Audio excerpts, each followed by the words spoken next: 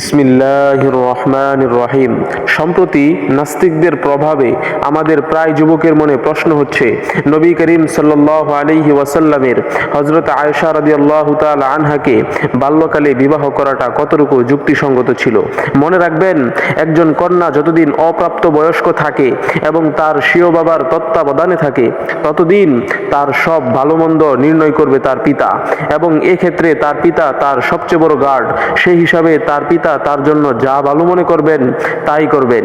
সুতরাং হযরত আয়েশা রাদিয়াল্লাহু তাআলা আনহাকে তার বাবা মার সন্তুষ্ট চিত্তে সর্বকালের সর্বশ্রেষ্ঠ মহামানব নবী করিম সাল্লাল্লাহু আলাইহি ওয়াসাল্লামের কাছে বাল্যকালে বিবাহ দেয়াটাকে কোনো বিবেকবান সুস্থ মস্তিষ্ক সম্পন্ন মানুষ অযৌক্তিক মনে করতে পারে না।